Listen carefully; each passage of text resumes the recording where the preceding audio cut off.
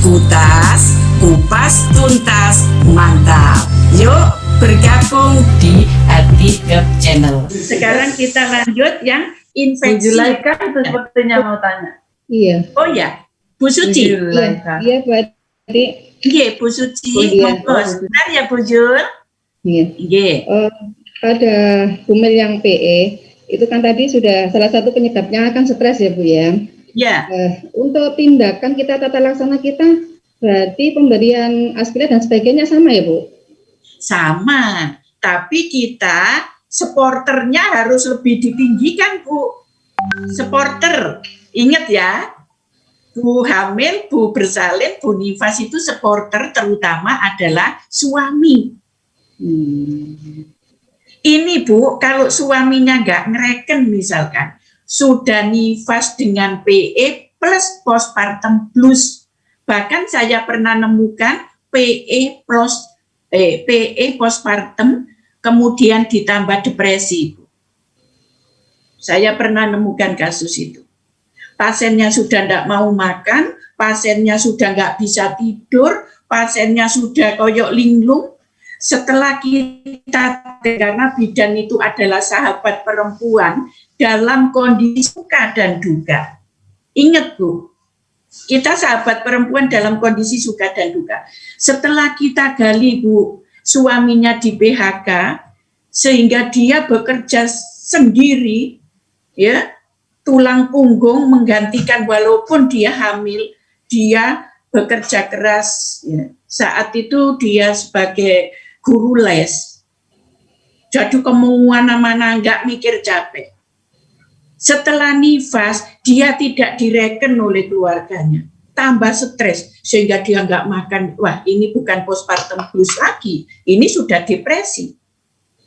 Itu ya Bu Suci, nggih? Oke, Bu Juli. Zulaika, Bu Ketua. Oh, Zulaika. Oke, monggo. Monggo Bu Zulaika. Belum keluar, oke. Kalau belum, saya tadi memberikan ini ya, masukan untuk yang infeksi nifas. Hari gini ada infeksi nifas, enggak lah ya? Ya enggak? Jadi kalau membuat kasus, itu yang banyak terjadi di masyarakat. Contohnya nifas itu yang paling banyak dan angka kematian yang masih tinggi adalah HPV. Tapi nggak salah Ibu mengangkat infeksi nifas, yo nggak salah karena itu masih terjadi 1-3% di antara ibu nifas. Tetapi kalau ada ibu nifas dengan infeksi, kita tanya sebagai petugas kesehatan, di mana ya kesalahannya? Karena tadi sudah dipaparkan oleh penyaji dengan begitu detail bahwa infeksi nifas itu bisa eksogen, bisa endogen. Ya enggak?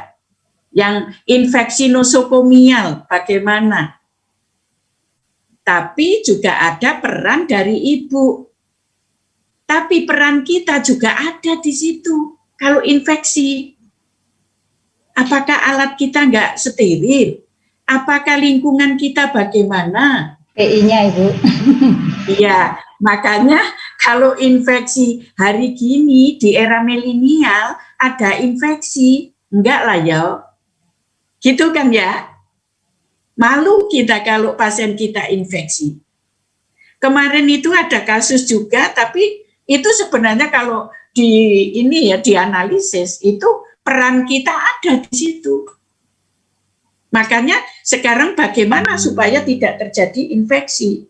Nah, tadi pada kasus ibu-ibu hebat, Ibu tolong kalau nanti membuat paparan PPT, tolong diberikan gambar yang mendukung sesuai dengan teori yang kita bahas.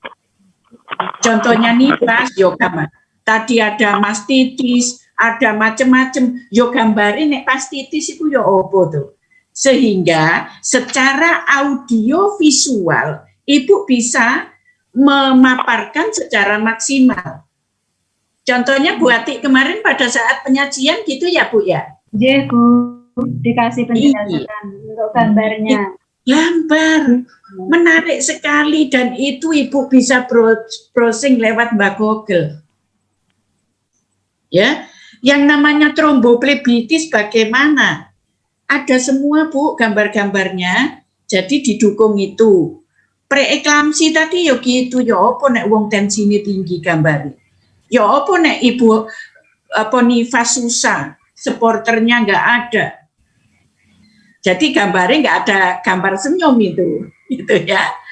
Oke, Ibu perlu ketahui tadi itu kalau nggak salah di kasus nifas yang infeksi hari ketiga ya Bu itu tadi ya, datang ke rumah sakit. Kita harus analisis, pernahkah ada infeksi hari ketiga? Ayo Bu Bidan hebat. Nggak ada Bu. Yang infeksi nifas itu pasti hari ke-10, hari ke-18, hari keberapa itu. Masa ono hari ketiga wis infeksi. Patologinya di mana Bu Bidan hebat? Ya Bu, itu maaf tadi ada kekeliruan yang di harinya tadi. Kalau harinya itu tadi menurut Logia, tadi kan Logia Parulenta, itu kan hari minggu kedua sampai ketiga. Nah, di harinya pertama itu saya tulis di 4 hari Bu, nyun saya Bu. Ya mungkin di situ karena malam lagi. Mohon perbaikan, terima kasih Bu. Nje, sebetulnya kan ini hari kedua sampai ketiga Parulenta, sudah benar tadi di teorinya, tapi yang pertama tadi itu di hari keempat. Mohon maaf Ibu, terima kasih. Ya, jadi kita harus hubungkan patofisiologi.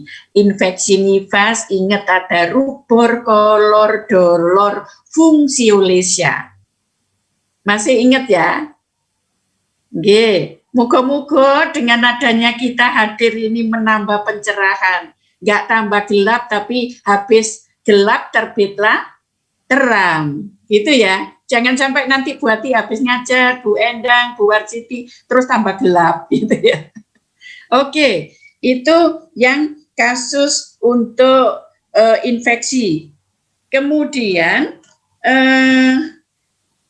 untuk kenapa kita berusaha, nah gini, kita di dalam kasus-kasus baik itu rank untuk sepanjang siklus kehidupan perempuan, pekerjaan Bu Bidan, filosofi bidan adalah bagaimana yang normal dikawal bisa sampai normal. Nah, itu tadi, kalau ada infeksi, wae, kenapa? Bu Bidannya piye, lingkungannya piye, pasiennya piye, gitu kan. Padahal itu kita dampingi mulai pranikah. Makanya tadi ada faktor pencetus infeksi. Bagaimana Bu Bidan bisa meminimalkan untuk terjadinya infeksi?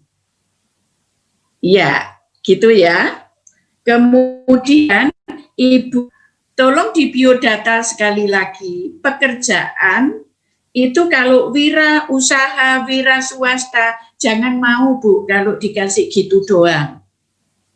Karena Bu Bidan mau mengkaji pekerjaan itu ada kaitannya dengan kasus yang kita tangani enggak? Itu.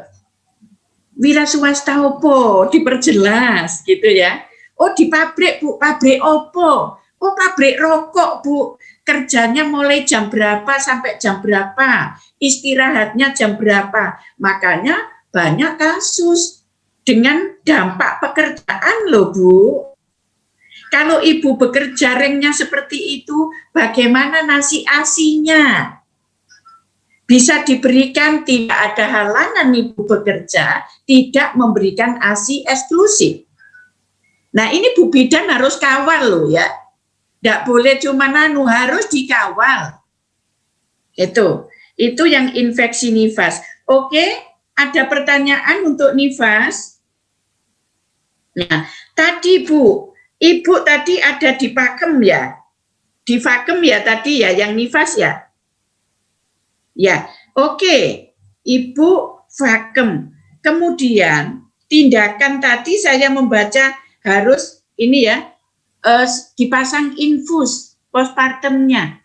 Kalau persalinan dengan tindakan itu wajib untuk dilakukan infus sebelum dilakukan tindakan. Ojo wis lakukan tindakan baru diinfus. Siap, Ayo. Bu. Siap berikan, Bu. Itu. Apalagi ada epis. Ya, karena tindakan epis oke. Kemudian ada perdarahan, makanya diinfus ya, itu nggak profilaksaan. Ya, infus tadi. Perdarahannya harus dikejar, jangan cuma ada perdarahan, banyak atau sedikit perdarahan. HPP tadi. Apa dikatakan HPP atau perdarahan normal? Ya, karena dengan persalinan tindakan potensi untuk ke HPP, makanya dipasang infus. Karena kalau sudah HPP baru dipasang infus, bisa-bisa nggak masuk. Karena apa? Venanya tenggelam. Itu harus paham Bu bidan hebat. Kalau bidannya semua cerdas-cerdas, hebat-hebat gitu, insya Allah angka kematian ibu dan bayi bisa diturunkan. Ya. Walaupun penyebab angka kematian ibu dan bayi itu bukan hanya nakes, banyak faktor, SDM, sarana prasarana, infrastruktur, kebijakan pemerintah daerah, itu semua ikut mendukung. Nggak bisa petugas dok. Saya paling ngotot kalau angka kematian ibu sing didoting Bu Bidan dok. Ya, salah itu. Bagaimana itu sarana prasarana, bagaimana dengan infrastrukturnya? Mau ngerujuk Bu Bidane dalane nggak iso digotong mulai atas ke bawah, di bawah sudah meninggal. Pemerintah daerah dukungannya bagaimana? Itu. Oke? Jelas? Untuk infeksi? Oke. Infeksi jalan lahir itu yang paling banyak infeksi. Makanya Bu Bidan harus ingat, peran kita kalau epis itu sampai grade 2. Grade 3 jahit sampai grade total atau yang sudah totalis itu bagiannya objin. Ingat, dirujuk, jangan ditangani sendiri. Kita nggak usah menunjukkan bahwa kita pinter jahit grade 4. Tidak. Itu bukan kewenangan Bu Bidan. Kalau Bu Bidan grade 2 ya titik. Nggak usah sampai grade 4 dijahit Bu Bidan. Salah. Oke? Siap. Oke. Jangan lupa subscribe, share, like, komen. Matur nuwun.